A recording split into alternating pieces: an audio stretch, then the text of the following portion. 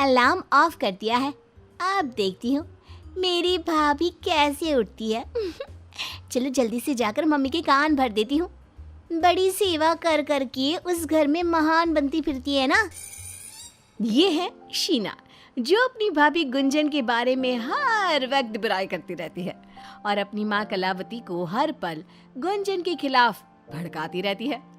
दरअसल गुंजन ने कुछ ही समय में अपने ससुराल वालों का दिल जीत लिया था। वो एक सर्वगुण संपन्न बहू थी, जिसके चलते ससुराल में सभी उसकी तारीफों के पुल बांधते रहते और गुंजन को डांटते रहते। लेकिन ऐसा क्या हुआ जिससे ये पासा पलट गया? आइए देखते हैं।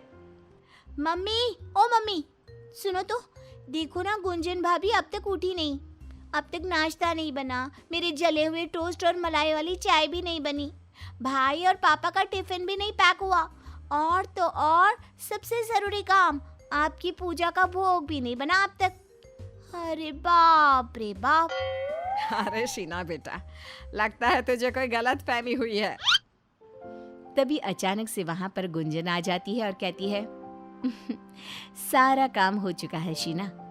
अरे मेरी प्यारी ननद, तुम क्यों खामखा इतना टेंशन लेती रहती हो? तुम्हारी भाभी सब काम टाइम पे कर देती है। लेकिन गुंजन भाभी, आप इतनी जल्दी कैसे उठ गई? दरअसल हुआ ये कि मेरे अलार्म क्लॉक की घंटी बजी ही नहीं। शायद मैं कल रात को अलार्म लगाना ही भूल गई होंगी, लेकिन खाटू महाराज की कृपा से मेरे मोबाइल फोन में सेट किए हुए अलार्म की घंटी बजी। देखा शीना, सीखो कुछ अपनी भाभी से। तुझे तो सिर्फ लाल लिपस्टिक लगाना ही आता है। नाश्ते के बाद शीना अपने कमरे में खूब गुस्सा होकर बैठी हुई थी। पता नहीं अपने आप को क्या समझती है। जब से इस घर में प्रवेश किया है, मेरा तो जीना दुश्वार कर रखा है। ये सब कुछ गुंजन भाभी की वजह से ही है। शीना अपनी सहेलियों से गुंजन की बुराइयां करती रहती। एक दिन जब गुंजन की तबीयत थोड़ी खराब होती है, तभी कलावती शीना से कहती है, अरे शीना बिटिया, जरा मुंह तो दिखा अपना। कब से जू की तरह फोन में घुसी पड़ी है। बोलो मम्मी, जल्दी से बोलो। जाकर रसोई में बर्तन मांज, धोकर उन्हें सुखा भी देना, और आंगन में धोए हुए गीले कपड़े हैं, उन्हें सुखा दे और सूखे कपड़ों को अंदर ले आ। क्यों? आपकी प्रिय पूजनीय गुंजन बहू कहाँ मर गई? बदतमीज लड़की, आइंदा से ऐसा कुछ भी कहा ना तो होठ पर ही मोमबत्ती का चटका दे दूंगी। तेरी भाभी की तबीयत जरा खराब है, उसे सर्दी हुई है, इसलिए डॉक्टर ने रेस्ट करने को कहा है। अच्छा, तो अब एक नौकरानी बीमार पड़ गई तो अपनी बेटी को भी नौकरानी बना लो, है ना? तभी वहाँ पर गुंजन का पति अंकुश आ जाता है और अपनी बहन शीना को इस तरह गुंजन की बुराई करते हुए सुनकर उसे बहुत गुस्सा आता है। शीना, तुम अपनी भाभी को नौकरानी बोल रही हो? अरे शर्मो या कुछ है कि नहीं, कि बेच दी? अपनी ही भाभी को कोई ऐसे बोलता है क्या? छी, एक ननद होने पर लानत है तुम पर शीना। अंकुश ये कहकर अपनी बीमार पत्नी के पास जाकर उसकी देखभाल करने लगा। वहीं शीना उसके जाने के बाद मुंह बनाते हुए कहती है, पहले बहन की चोटियों का दीवाना था और अब अपनी बीवी का पालतू कुत्ता बन गया है। इस साल तो भाई को राखी बांधूंगी ही नहीं मैं जा रही हूँ मूवी देखने थिएटर में। मैं कुछ काम नहीं करने वाली। ऐसे ही शीना हमेशा गुंजन की बुराइयां करती रहती और उससे नफरत करती। लेकिन एक दिन जब गुंजन बाजार से घर को लौट रही थी, तभी वो शीना को एक लड़की के साथ गार्डन में बैठा हुआ देख लेती है। उन दोनों ने एक दूसरे के हाथों को कसकर थामा था। हाय राम, हे खाटू महाराज, ये मैं क्या देख रही हूँ? मेरी ननद का बॉयफ्रेंड, ये तो बेहद टॉप सीक्रेट होगा फिर तो। गुंजन चुपके से शीना और उस लड़की की बातें सुनती है। ऋषभ, मुझे नहीं पता, हमें घर पर हमारे रिश्ते के बारे में सबको बताना चाहिए। तुम क्या कहते हो? एक काम करो, घर पर ही क्यों, भोपू लो और पूरे शहर में ऐलान करो। अरे शीना, तुम्हें ये सब कुछ इतना आसान कैसे लगता है? थोड़ा टाइम लेते हैं और फिर इस बारे में सोचते हैं। हाँ, तुम सही कह रहे हो ऋषभ, मैं ही बेवजह परेशान हूँ। वैसे भी हमारी शादी होना तो बहुत मुश्किल काम है, इन लोगों को मनाना और इतने लोगों का साथ होना, ये सब नहीं हुआ तो शादी थोड़ी ना कहलाएगी। इसी बीच गुंजन वहां आ जाती है। गुंजन को देखकर दोनों शीना और ऋषभ चौंक जाते हैं और डर के मारे कांपने लगते हैं। वाह वाह वाह, क्या गुल खिलाए जा रहे हैं, एकदम बढ़िया। तुमसे ये उम्मीद नहीं थी शीना कि तुम इतनी छुपी रुस्तम होगी। घर वालों से छिपकर यहाँ अपनी प्रेम कहानी रचा रही हो। वो एक्चुअली मैं ये क्या मैं लगा रखा है? जो बोलना है खुल के साफ साफ बोलो। कुछ भी तो नहीं। भाभी, गुंजन भाभी, प्लीज घर पे किसी को कुछ भी मत बताना इस बारे में। प्लीज, मैं आपके सामने हाथ जोड़ती हूँ, प्लीज भाभी। लेकिन शीना, भाभी प्लीज। गुंजन काफी सोचती है और फिर तय करती है, ठीक है, मैं किसी को भी कुछ नहीं बताऊंगी, लेकिन बदले में मुझे क्या मिलेगा? आप जो चाहोगी वो। मैं माँ की सेवा करने के लिए तैयार हूँ। मैं आपके सारे काम भी निपटा दूंगी, आपको फुल आरामदायक जीवन दूंगी, पर आप इस राज को यहीं पे दफन कर दीजिएगा। फिर क्या, शीना अब से घर का सारा काम करने लग जाती है। वो गुंजन का खाना बनाते समय हाथ बटाती, कलावती की सेवा करती, अंकुश के लिए कॉफी बनाती और उसका मनपसंद खाना भी बनाती। शीना का ये अचानक से हुआ परिवर्तन देखकर कलावती की आंखों को तो भरोसा ही नहीं हो रहा था। शायद खाटू महाराज ने देर से ही सही, लेकिन मेरी शीना को सद्बुद्धि दे ही दी, इसीलिए तो इसमें एक हफ्ते में ही इतना बदलाव आया है। काम, हरकतें और चाल चलन से पूरी की पूरी सुधर गई मेरी बेटी, वरना ये तो पहले से ही बस काम का नाम सुनते ही मीलों दूर भागती रहती। और तो और अपनी भाभी की आजकल बुराई भी नहीं करती। चल, अच्छी बात है, दोनों ननद भाभी का रिश्ता यूं ही बरकरार रहे। और गुंजन बहू तो शीना को ठीक कर ही देगी, क्योंकि वो है ही कमाल। हाँ माँ, आखिर बेबी किसकी है? शीना की सच्चाई से बेखबर कलावती और अंकुश दोनों तारीफ करते रहते हैं। एक दिन दोनों किसी काम से बाहर जाते हैं और घर में शीना और गुंजन ही होते हैं। बोर हो रहा है ना शीना? हाँ भाभी। भाभी सुनिए ना, वो ऋषभ ना हमारी गली से गुजर रहा था, उसने मेरी फेवरेट जलेबियाँ भी लाई है मेरे लिए। क्या मैं उसे मिलने जाऊँ या उसे घर पर ही बुला लूँ? प्लीज हाँ कह दो ना भाभी। पर शीना, तुम्हें पता है ना, सासू माँ और अंकुश कभी भी घर पर वापस आ सकते हैं। प्लीज भाभी, आपको मेरी कसम। अच्छा बाबा, ठीक है, बुला लो उसे घर पर, लेकिन सिर्फ कुछ ही मिनटों के लिए। फिर उसके बाद तुम्हें ही उसे जाने के लिए कहना होगा। ओके भाभी, thank you so much, you are best. Rishabh घर पे आता है और वो अपने साथ जलेबियां भी लाता है।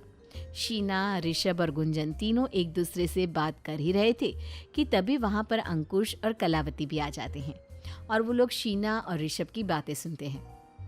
थैंक्स गुंजन भाभी, आप दो प्यार करने वालों को सपोर्ट करके बहुत ही पुण्य वाला काम कर रही हो। हाँ गुंजन भाभी, मैं और ऋषभ एक दूसरे से बेहद प्यार करते हैं और अब जो भी है मेरे जीवन में सिर्फ और सिर्फ ऋषभ ही है। सॉरी, मैंने जाने अनजाने में आपको काफ़ी चोट पहुंचाई है भाभी। ओह! उतने में कलावती चिल्ला पड़ती है। अच्छा जी, गुंजन बहू, तू यहाँ लव गुरु बनी बैठी है और इन दोनों का चक्कर चला रही है। ओए लंगूर, तेरी हिम्मत कैसे हुई मेरे घर में आने की? लेकिन मम्मी, हम दोनों एक दूसरे से प्यार करते हैं, प्लीज हमारी शादी करवा दो। नहीं, ऐसा हरगिज नहीं होगा। ऐसे कोई भी अरे गहरे नत्थु गहरे से मैं तेरी शादी नहीं करा सकती। शीना, तेरी शादी उसी लड़के से होगी जो हम पसंद करेंगे। शीना और ऋषभ दोनों अलग हो जाते हैं और अलग रहकर शीना खाना पीना छोड़ देती है। उसकी तबीयत खराब होने लगती है। वो घर पे किसी से बात तक नहीं करती। गुंजन को ये सब देखकर बहुत बुरा लगता है और वो शीना को अपने साथ एक मंदिर में ले जाती है और वहाँ पर ऋषभ को भी बुलाती है। वो वहाँ पर शीना को एक दुल्हन का जोड़ा पहनने के लिए देती है। ये लो शीना, इस जोड़े को पहनो। आज तुम दोनों की शादी मैं कराऊंगी, चाहे कुछ भी हो जाए। लेकिन मम्मी, भाई। हाँ गुंजन भाभी, वो दोनों इस शादी को कभी एक्सेप्ट नहीं करेंगे। तभी वहां पर कलावती और अंकुश ढोल नगाड़े बजाते हुए आते हैं और कलावती ढोल बजाते हुए कहती है, ऐसा कैसे एक्सेप्ट नहीं करेंगे शादी को? मेरी इकलौती बेटी की शादी है भाई। और मेरी इकलौती बहन की, क्योंकि वो तो हजारों में एक है, मेरी जान, मेरा सब कुछ। कलावती और अंकुश के इस बदले हुए रूप को देखकर शीना और ऋषभ आश्चर्यचकित और स्तब्ध रह जाते हैं। ये मैं कोई सपना तो नहीं देख रही हूँ ना? कोई मुझे चुंटी काटो। गुंजन भाभी, ये सब कैसे हुआ? रुक जा, मैं बताती हूँ। आज सुबह। सासू माँ, अंकुश जी, ये आप दोनों बहुत गलत कर रहे हो। अरे ऋषभ में खराबी ही क्या है? इतना अच्छा लड़का है, शीना से इतना प्यार करता है, पैसे वाला है, परिवार वाले भी अच्छे हैं। आप दोनों दो प्यार करने वालों को अलग करके बहुत गलत कर रहे हो। सासू माँ, अंकुश जी, 1 मिनट, बस 1 मिनट के लिए अपने अहंकार को साइड में रखिए और अपनी बेटी और अपनी बहन की खुशियाँ, उसका मन, उसका दिल क्या चाहता है, उस पर ध्यान देकर देखिए। फिर आपको सही क्या है और गलत क्या है सब समझ में आ जाएगा। हाँ गुंजन बहू, तू एकदम सही कह रही है। आखिर है तो वो मेरी बच्ची ही। तुमने बिल्कुल सही कहा, जहां उसकी खुशियां हैं वहीं उसे जाना चाहिए। कलावती और अंकुश मान जाते हैं और फिर शीना और ऋषभ दोनों मंदिर में भगवान के आशीर्वाद लेते हैं और बाद में दोनों के परिवार वाले एक होकर धूमधाम से शीना और ऋषभ की शादी कराते हैं। और इस तरह गुंजन सबके खिलाफ जाकर अपनी ननद शीना के लिए घर वालों को मना लेती है और ननद का घर बसा देती है। अक्सर आपने लोगों को कहते सुना होगा कि बेटी के ससुराल में माँ को दखल नहीं देना चाहिए, लेकिन क्या बेटी को शादी के बाद मायके में दखल देना चाहिए? हे भगवान, ये रविवार की सुबह 6 बजे कौन फोन कर रहा है? लोग सोने भी नहीं देते।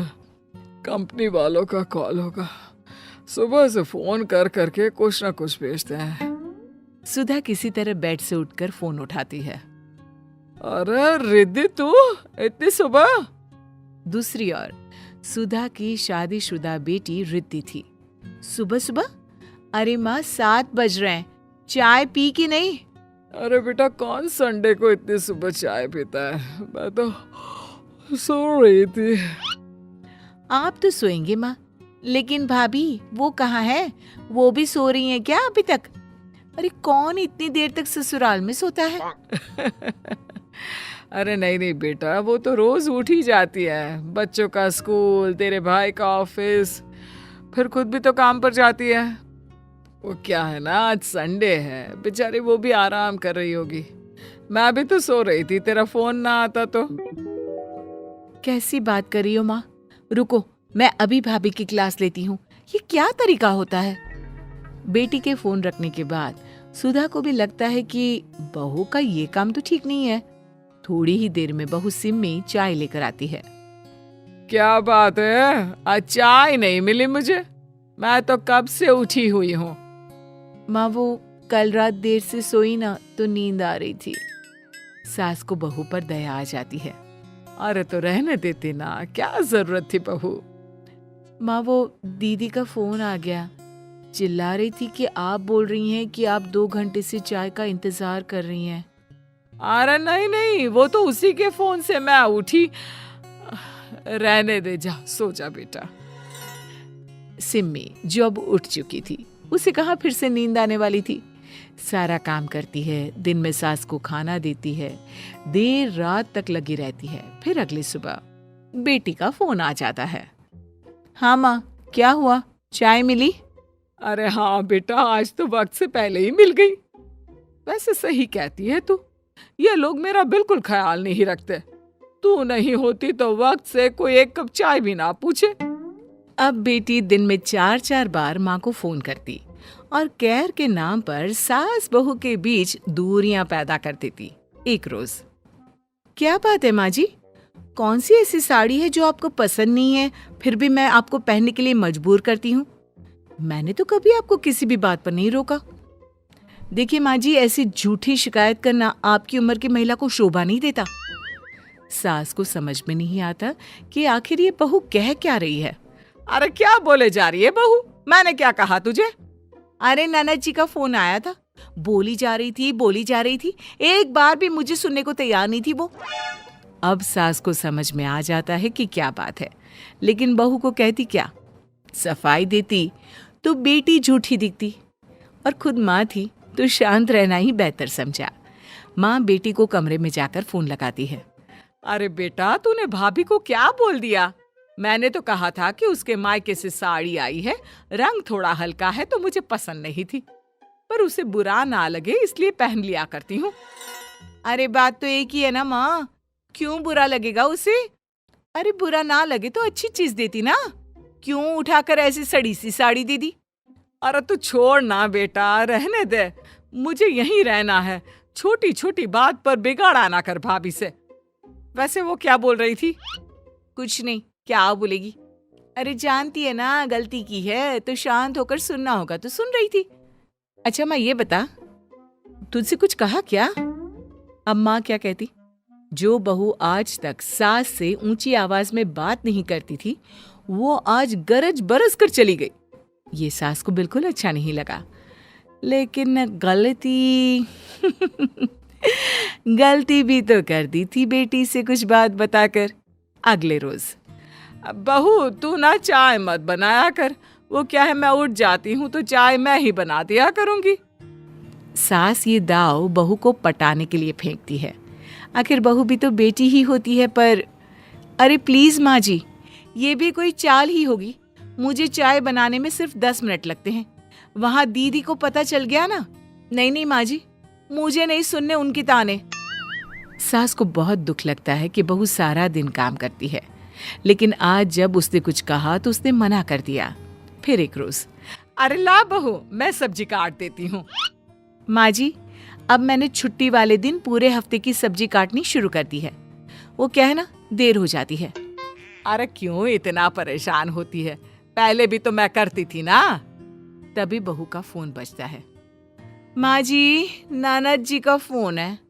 अब क्या बात हो गई? मैंने तो आपसे कोई काम नहीं कराया, फिर ये मुझे क्यों फोन कर रही है?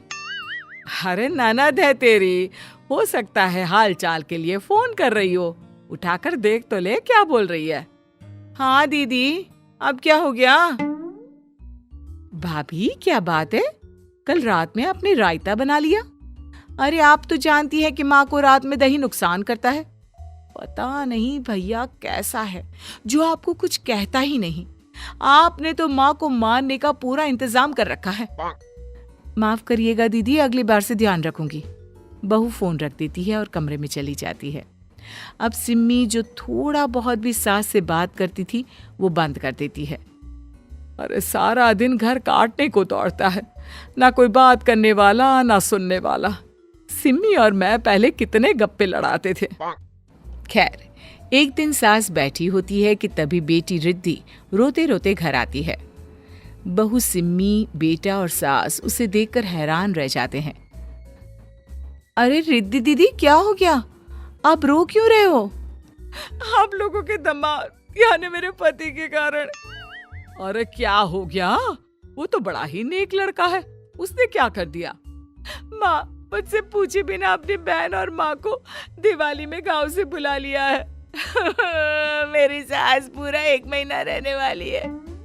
पता नहीं कैसे मैं उनके साथ मैनेज करूंगी। 3 वक्त का खाना, समय से उठना, और तो और रोक टोक अलग। ऊपर से खर्चा। मैंने तो बोल दिया, जब चली जाए तुम्हारी माँ तो लेने आ जाना मुझे मायके से। अब सिम्मी सास को देखने लगती है। सास का चेहरा शर्म से नीचे झुक जाता है। ये मेरी गलत परवरिश का ही नतीजा है रिद्धि कि तू ऐसी है। मेरे बेटा बहू मुझे 1 महीने क्या, पूरी जिंदगी के लिए प्यार से रखे हैं। तू तो 1 महीने में ही हार गई बेटा। मुझे माफ कर देना बहू।